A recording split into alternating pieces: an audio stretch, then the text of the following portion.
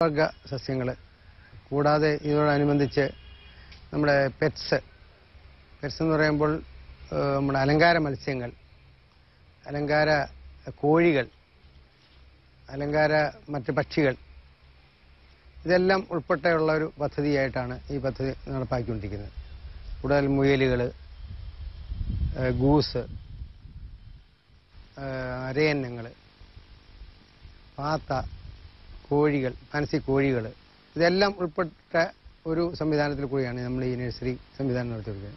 ഇതിനോടനുബന്ധിച്ച് നമ്മൾ അലങ്കാര സസ്യങ്ങളും ഫലവർഗ സസ്യങ്ങളും പിന്നെ കൂടാതെ ഫലവർഗങ്ങളുടെ ഒരു വിപണന കേന്ദ്രവും അതുമായിട്ടുണ്ട് ബൈ പ്രോഡക്ട്സ് ഉണ്ടാക്കുന്ന ഒരു സ്ഥാപനവും എല്ലാം കൂടെ ചേർന്നുള്ള ഒരു പദ്ധതിയായിട്ടാണ് ഈ ഉദ്യാനം അഗ്രി നഴ്സറി നടത്തിക്കൊണ്ടിരിക്കുന്നത്. അപ്പോൾ ഇത് സാധാരണക്കാരെ സംബന്ധിച്ചോളം നമുക്ക് ജീവിക്കാനൊരു മാർഗം ഈ രീതിയിലും കണ്ടെത്താം എന്ന് ഒന്ന് മനസ്സിലാക്കേണ്ടത് ഒരു അത്യാവശ്യമാണ്. കാര്യം നമ്മളെല്ലാം ഗവൺമെൻറ് സർവീസിൽ മാത്രം ഡിപ്പെൻഡ് ചെയ്തുകൊണ്ട് പ്രവർത്തിക്കേണ്ട കാലഘട്ടമല്ല ഇത്. നമ്മൾ സ്വയം തൊഴിൽ കണ്ടെത്തുന്നതിൻ്റെ ഭാഗമായി നമുക്ക് ഒരു 10 സെന്റ് ഭൂമി ഉണ്ടെങ്കിലും അതിൽ നിന്നും പല രീതിയിലുള്ള പ്രയോജനങ്ങൾ ഉണ്ടാക്കിക്കൊണ്ട് നമ്മുടെ ജൈവ സമ്പത്തിനെ സമ്പുഷ്ടമാക്കുവാനും മറ്റ് നമുക്ക് വരുമാന വർധക പരിപാടികൾ ആസൂത്രണം ചെയ്ത് നടപ്പാക്കുവാനും ഉള്ള ഒരു പദ്ധതി പോലെയാണ് ഇതിൻ്റെ കാര്യം. ഈ പ്രകൃതിയുമായിട്ട് ബന്ധപ്പെട്ട് കുറേ പ്രവർത്തനങ്ങളും അതുമായിട്ട് ബന്ധപ്പെട്ട് ജീവിക്കണമെന്ന് ആഗ്രഹിക്കുന്ന ഒരു വ്യക്തി എന്നുള്ളതിലാണ് ഞാൻ ഈ പ്രവർത്തന മേഖലയിലേക്ക് തിരിഞ്ഞത്. 2500 രൂപ മുതൽ 15000 വരെയുള്ള അപൂർവ ഇനം പ്രാവുകൾ ഇവിടെ ലഭ്യമാണ്. കഴുത്തിൽ വളരെയധികം രോമാവൃതമായ ഈ പ്രാവുകൾ പൗട്ടർ എന്നാണ് അറിയപ്പെടുന്നത്. ഇതിന് വിപണിയിൽ 10000-ന് മുകളിൽ വിലയുണ്ട്. ഇതിന് വേണ്ട 15000 രൂപ മുതൽ 20000, 25000 രൂപ വരെ വില കിട്ടുന്നതാണ്. ഇതിന്റെ ആണിന്റെ കഴുത്ത് ഭാഗം വളരെയധികം വീർത്ത് ഈ പൗട്ടർ വളരെ ഭംഗിയായിട്ടിരിക്കും. അതിന്റെ ഏറ്റവും ഡിമാൻഡുള്ള ഒരു വെറൈറ്റി. ചിറകുകൾ ഫാൻ പോലെ വിരിഞ്ഞിരിക്കുന്ന ഈ ഇനം പ്രാവുകൾ ഫാൻ ടെയിൽ എന്നാണ് അറിയപ്പെടുന്നത്.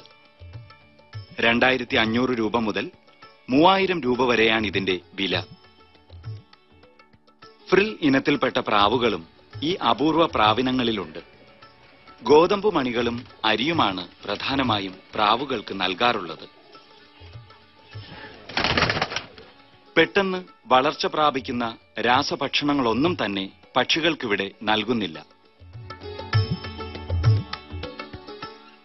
പ്രാവുകൾക്കൊപ്പം വാത്തകളും ഇവിടെയുണ്ട്. 400 രൂപയ്ക്ക് വാത്തക്കുഞ്ഞുങ്ങളും വലിയ വാത്തയ്ക്ക് 5000 രൂപ വരെയും വിലയുണ്ട്. വളർത്തുപക്ഷികളിൽ വച്ച് കൂടുതൽ കാലം ഉൽപാദനക്ഷമത നിലനിർത്താനുള്ള കഴിവ് വാത്തകൾക്കാണ്. വാത്തകൾ പൊതുവെ നന്നായി അടയിരിക്കുന്ന പക്ഷികളാണ്. അടയിരിക്കുമ്പോൾ തീറ്റ തിന്നാതെ ചത്തുപോകുന്ന ശീലവും ഈ പക്ഷികൾക്കുണ്ട്. ഇവയുടെ മുട്ടകൾ വിരിയാൻ 28 മുതൽ 30 ദിവസങ്ങൾ വരെ വേണം. ഏത് ചൂടിനെയും തണുപ്പിനെയും പ്രതിരോധിക്കാനുള്ള ശേഷിയും ഇതിന്റെ പ്രത്യേകതയാണ്. വാത്തകൾക്കായി തന്റെ പുരയിടത്തിലെ ചെറിയൊരു ഭാഗത്ത് ജലാശയവും ഒരുക്കിയിട്ടുണ്ട് മുരളി.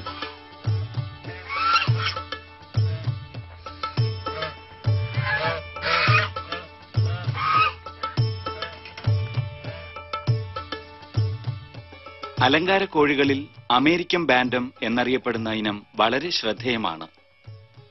4000 രൂപ വരെ വിപണി വിലയുള്ളതാണ് ഈ ഇനം കോഴികൾ. കറുത്ത നിറത്തിലെ കോഴിയുടെ കണ്ണിന് ചുറ്റുമുള്ള ചുവന്ന വരകൾ ഈ കോഴിയുടെ ഭംഗിക്ക് മാറ്റുകൂട്ടുന്നു. അലങ്കാരത്തിനായി സിൽക്കി കോഴികളും ധാരാളമായി ഇവിടുണ്ട്. കാലുവരെ തൂവൽ കൊണ്ട് നിറഞ്ഞ ഈ കോഴികൾക്കും ആവശ്യക്കാരേറെയാണ്. ചൈനയിൽ നിന്നും ഇറക്കുമതി ചെയ്യുന്ന 1500 രൂപ മുതൽ വിലയുള്ള കോഴികളാണ് സിൽക്കി കോഴികൾ. സാധാരണ കോഴികളേക്കാൾ അലങ്കാര കോഴികൾക്ക് രോഗപ്രതിരോധ ശേഷി വളരെ കുറവാണ്. അതിനാൽ തന്നെ പ്രത്യേക പരിരക്ഷയും ആവശ്യമാണ്. ഏത് അസുഖവും ആദ്യം പക്ഷികളെ ബാധിക്കുമെന്നതിനാൽ എപ്പോഴും കൂട് വൃത്തിയായി സൂക്ഷിക്കുകയും വെള്ളം ഇടയ്ക്കിടെ മാറ്റുകയും വേണം. അലങ്കാര പക്ഷികളുടെ വിപണന കേന്ദ്രങ്ങളിൽ പോലും ധാരാളം ഇനങ്ങളുടെ അഭാവം കാരണം ആർക്കും പരീക്ഷിക്കാവുന്ന കൃഷിയാണ് അലങ്കാര പക്ഷി കൃഷി. സാധാരണ അലങ്കാര ചെടികളായ ഓർക്കിഡ്, ആന്തൂറിയം, വിവിധ ഇനം ചെമ്പരത്തികൾ, റോസ് തുടങ്ങി ചെടികൾക്കപ്പുറം അത്യപൂർവ ഇനങ്ങളായ അലങ്കാര ചെടികളും ഇവിടുണ്ട്. മാൻഡിവില്ല, റോസിഡ, യുഫോബിയ പോലുള്ള ചെടികൾ തന്റെ യാത്രകളിൽ നിന്നും തൈകളായി ശേഖരിച്ച് വളർത്തി വിൽക്കുകയാണ് പതിവ്. ചെടികൾക്ക് ചാണകപ്പൊടിയും കരിയും ഉണങ്ങിയ ഇലകളുടെ അവശിഷ്ടങ്ങളുമെല്ലാമാണ് നൽകാറുള്ളത്. മാൻഡിവില്ല എന്നറിയപ്പെടുന്ന ഈ ചെടിയുടെ പൂക്കൾ വെള്ള, ചുവപ്പ്, പിങ്ക് നിറങ്ങളിൽ ലഭ്യമാണ്. തൈകൾക്ക് തന്നെ 250 രൂപ വിലയുള്ള ഈ ചെടികൾ കയറുകെട്ടി പടർത്തിവിടാറാണ് പതിവ്. ബഡ്ഡിംഗ് ചെയ്ത് വികസിപ്പിച്ചെടുത്ത റോസിഡ എന്നറിയപ്പെടുന്ന പൂക്കളും ചുവപ്പ്, പിങ്ക് നിറങ്ങളിൽ ലഭ്യമാണ്. തൈകൾക്ക് 100 രൂപ വരെ വിലയുള്ള ഈ ചെടിക്ക് ധാരാളം ആവശ്യക്കാർ നിത്യേന എത്താറുണ്ടെന്ന് മുരളി തന്നെ സാക്ഷ്യപ്പെടുത്തുന്നു.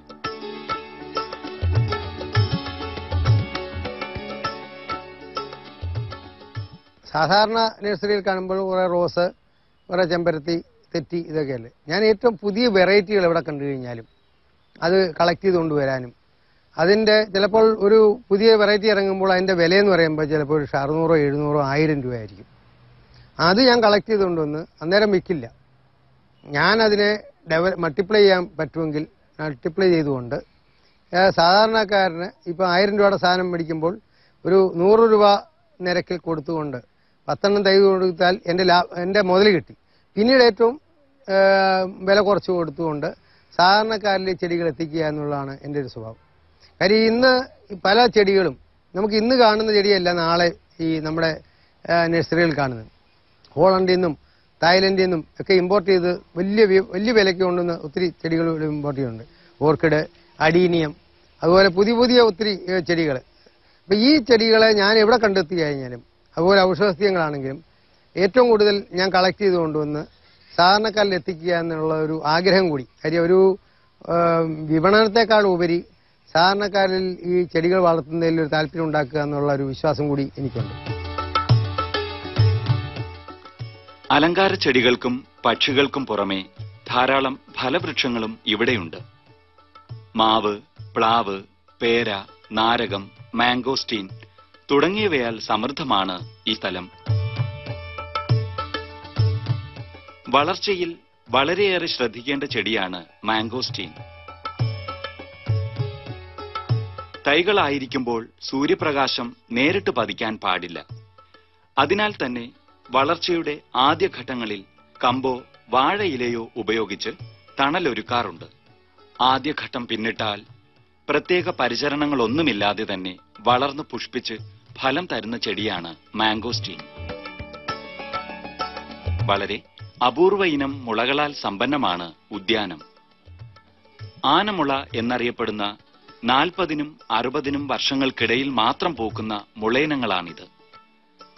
സാധാരണ മുളകളേക്കാൾ വലിപ്പമുള്ള ഇത്തരം മുളകൾ പൂത്താൽ പോലും ഒരുപാട് കാലം നശിക്കാതിരിക്കും.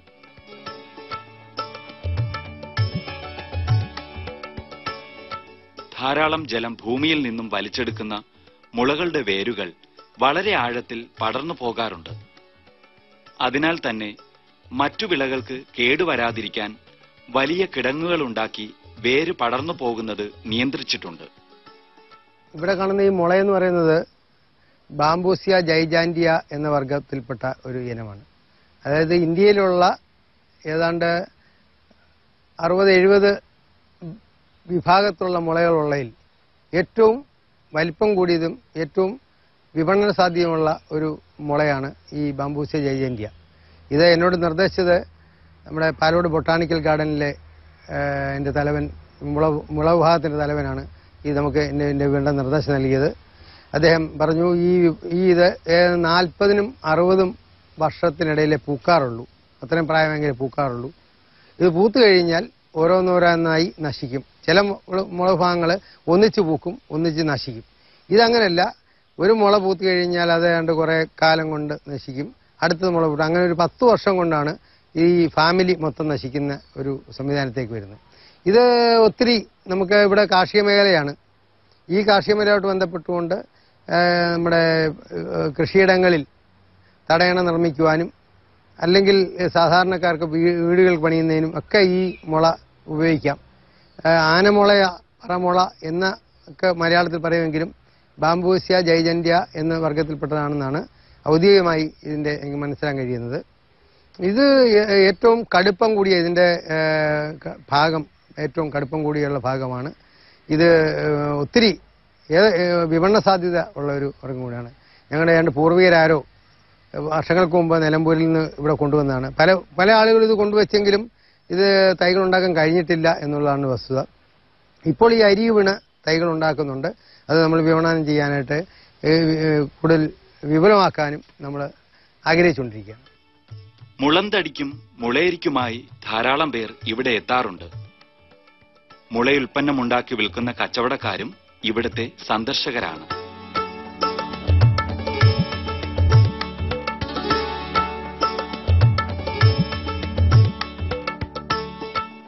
സ്കൂളുകളിൽ നിന്ന് ഏറ്റവും കൂടുതൽ ഇന്നത്തെ കുട്ടികൾക്ക് അറിയത്തില്ല ഈ പല ഔഷധസസ്യങ്ങളെക്കുറിച്ചും അല്ലെങ്കിൽ നാശോന്മുഖമായിക്കൊണ്ടിരിക്കുന്ന പല ചെടികളെക്കുറിച്ചും ഇന്ന് അറിയത്തില്ല.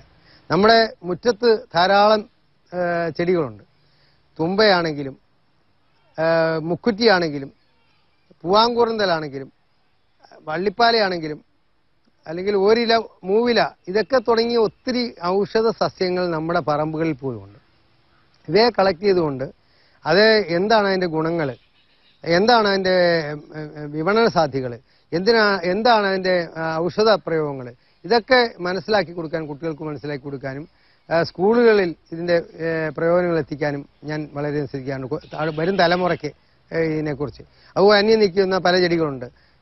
പലപ്പോഴും ഇലഞ്ഞി എന്താണെന്നോ അല്ലെങ്കിൽ വന്യ എന്താണെന്നോ അറിയാൻ വയ്യാത്ത ഒരു കാലഘട്ടത്തിലാണ് നമ്മുടെ കുട്ടികൾ ജീവിക്കുന്നത്.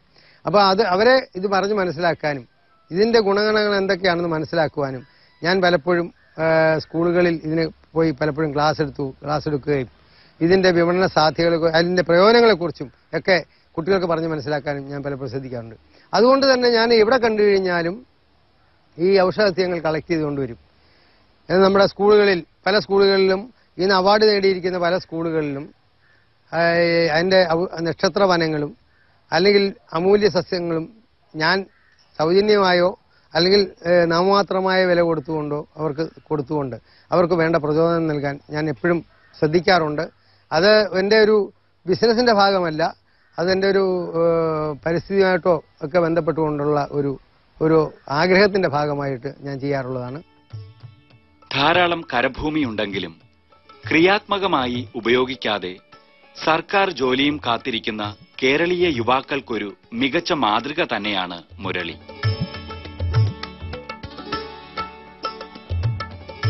ചെറിയ സ്ഥലത്തിൽ വളരെ നല്ല രീതിയിൽ കൃഷി ചെയ്ത് ഭാര്യയ്ക്കും മകൾക്കുമൊപ്പം സന്തോഷകരമായി കഴിയുകയാണ് ഈ കർഷകൻ.